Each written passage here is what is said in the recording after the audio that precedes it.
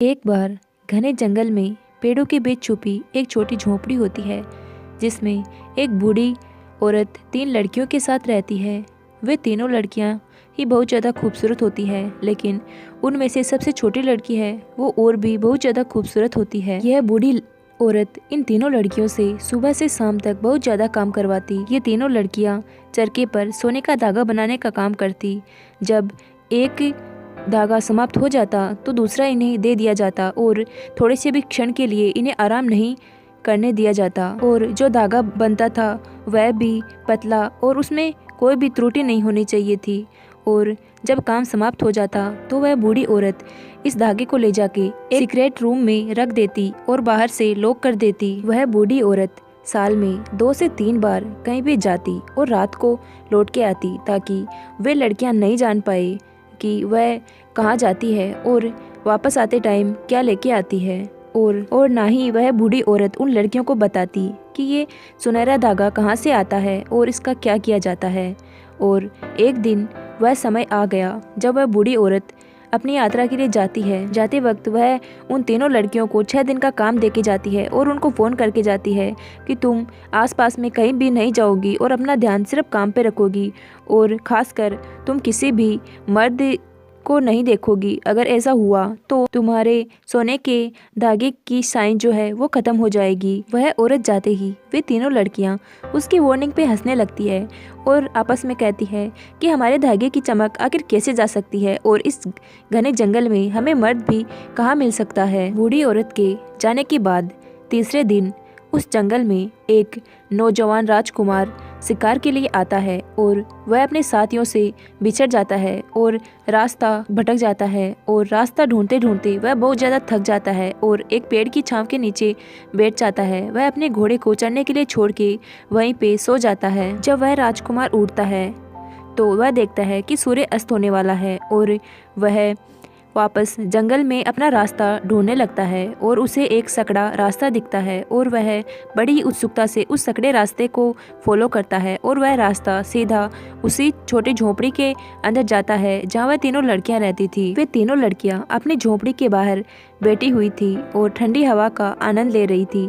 तभी वहाँ पे राजकुमार पहुँच जाता है और राजकुमार को देख के वे तीनों लड़कियाँ बहुत ज़्यादा घबरा जाती है। वह राजकुमार बहुत ही विनम्रता से उनको प्रणाम करता है और उन्हें बताता है कि वह इस जंगल में रास्ता खो चुका है और वह बहुत ज़्यादा थक चुका है और उसको भूख भी बहुत ज़्यादा लगी है। उन लड़कियों में से दोनों बड़ी बहनें बूढ़ी औरत की वार्निंग को याद रखती है और बहुत ज़्यादा डर जाती है और अपनी छोटी बहन को भी याद दिलाती है कि तुम उस राजकुमार को अंदर नहीं लाओगी।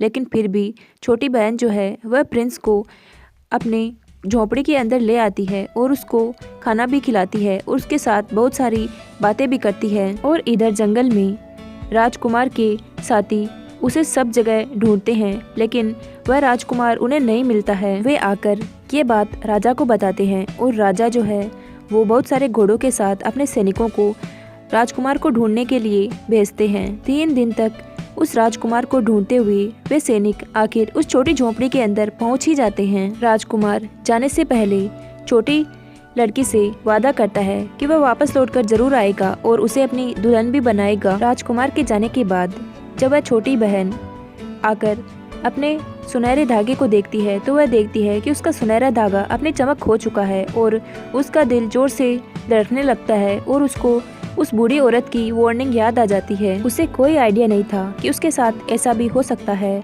अब वह बूढ़ी औरत जब रात को लौट कर आती है और उस धागे को देखती है कि उस धागे की चमक खो गई है, तो वह जल्दी से ये जानने की कोशिश करती है कि उसके जाने के बाद यहाँ पे क्या हुआ था। और वह उस लड़की को बताती है कि इसकी सज़ा न सिर्फ तुमको मिलेगी बल्कि उस राजकुमार को भी इस सज़ा को भुगतना पड़ेगा। अब उस लड़की को बहुत ज़्यादा चिंता हो रही थी और बार बार उसे उस बूढ़ी औरत के शब्द ही याद आ रहे थे। अब वह लड़की ज़्यादा देर तक वह चिंता बर्दाश्त नहीं कर सकती थी, इसलिए वह राजकुमार की हेल्प लेने की सोचती है। वह लड़की बचपन से ही पक्षियों की भाषा समझ सकती थी और आज उसका फ़ायदा वह उठाने वाली थी। एक दिन वह एक वुडपेकर को एक पेड़ पे बैठा देखती है और वह उसे बड़ी ही प्यार से कहती है कि डियर बर्ड, तुम जाओ और एक बड़ी सिटी में जाके वहाँ पे एक बहुत बड़ा महल है जहाँ पे एक राजकुमार है। तुम्हें उसको मेरा मैसेज देना पड़ेगा और तुम उसको जाकर बताओ कि मैं बहुत ही ज़्यादा चिंता में हूँ। और वह उसे ये भी बताती है कि कैसे उसके सुनहरे धागे की चमक ख़त्म हो गई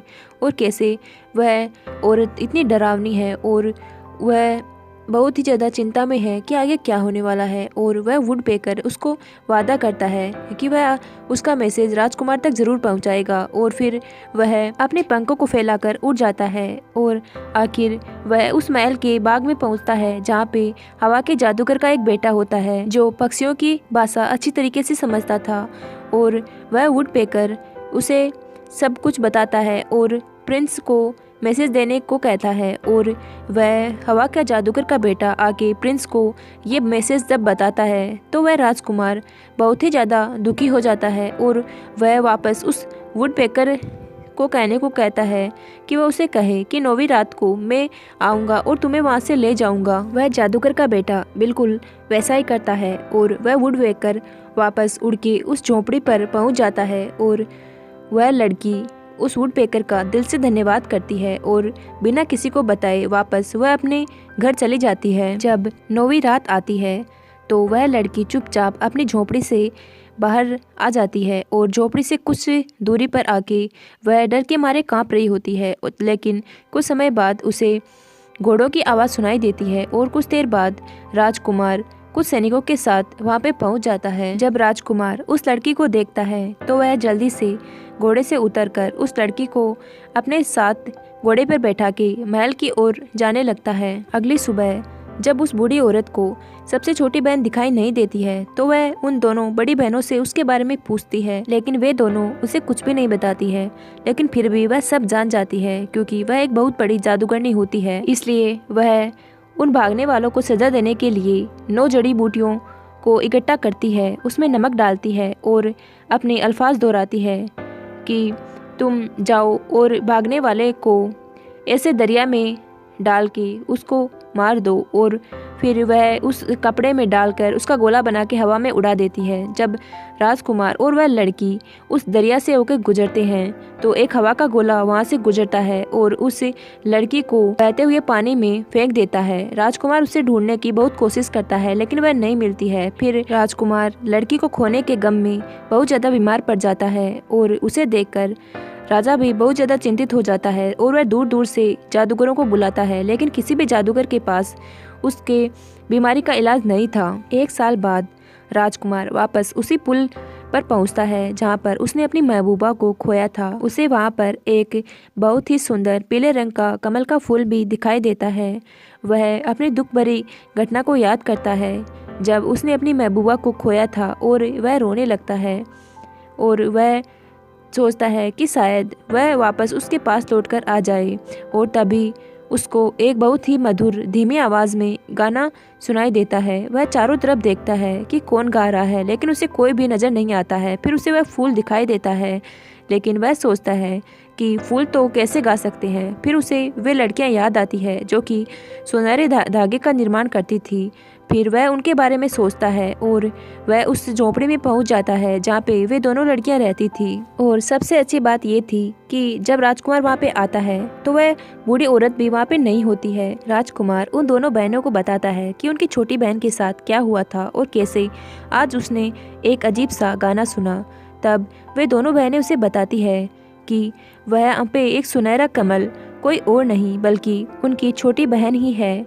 उनकी छोटी बहन मरी नहीं है बल्कि एक जादुई बॉल ने उसको कमल बना दिया है। उस रात सबसे बड़ी बहन एक जादुई केक बनाती है और वह केक उस राजकुमार को देती है और उसे कहती है कि मेरी बात ध्यान से सुनो, जब तुम ये केक खा लोगे तुम परिंदों की आवाज़ को अच्छी तरीके से समझ सकते हो। वह राजकुमार वह केक खा लेता है और फिर अपने घर के लिए निकलता है और उसे बीच रास्ते में एक पंछी मिलता है जिसे वह बताता है कि कैसे उसने अपनी महबूबा को खो दिया है और वह कैसे बहुत ही दुख भरा गाना गाती है लेकिन उसके पास इसका कोई भी इलाज नहीं था।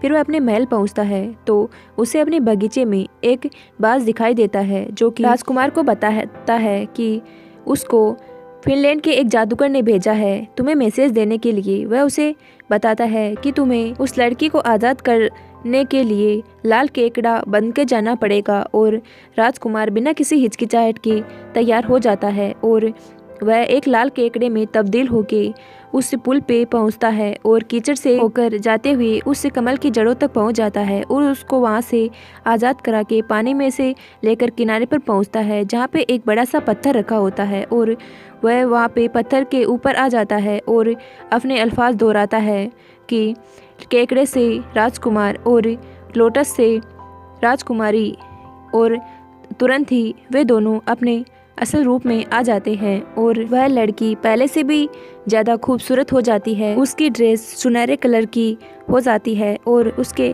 गहने भी सुनहरे कलर के हो जाते हैं और वह बहुत ही ज़्यादा सुंदर लग रही होती है। राजकुमार उस लड़की को अपने महल में लेकर आ जाता है और बड़े ही धूमधाम से उससे शादी कर लेता है। थोड़े दिन बाद जब राजकुमार अपनी राजकुमारी के साथ बगीचे में बैठा था, एक कौवा वहाँ पे आता है और राजकुमार से कहता है कि क्या तुम उन 2 बेचारी बहनों को भूल चुके हो जिन्होंने तुम्हारी मुश्किल वक्त पे मदद की थी, जो कि सारा वक्त धागा बनाती रहती है। ये तीनों लड़कियां बचपन से ही उस बूढ़ी औरत के द्वारा किडनैप कर ली गई थी। राजकुमार बहुत ज़्यादा शर्मिंदा होता है कि वह अपना वादा भूल गया और वह तुरंत वहाँ से निकल जाता है। और लकीली वह वहाँ पे जब पहुँचता है तो वहाँ पे बूढ़ी औरत नहीं होती है और तभी वे दोनों बहनें एक सपना देख रही होती है कि राजकुमार वहाँ पे आता है और वह जल्दी से उठ खड़ी होती है। लेकिन वहाँ से जाने से पहले वे दोनों बहनें एक जहरीले केक का निर्माण करती है, जो कि वह उस टेबल पर रख देती है। जैसे ही वह बूढ़ी औरत आए तो उसे वह दिखे और जब वह बूढ़ी औरत आती है तो वह उस केक को खाती है और उसे वह केक इतना स्वादिष्ट लगता है कि वह पूरा केक खा लेती है और वहीं पे मर जाती है। राजकुमार उन दोनों बहनों को अपने साथ अपने महल में लेकर आ जाता है और वे दोनों बहनें अपनी छोटी बहन से मिलकर बहुत ज़्यादा खुश होती है और उसके बाद वे तीनों बहनें बहुत ही खुशी से उस महल में रहती है।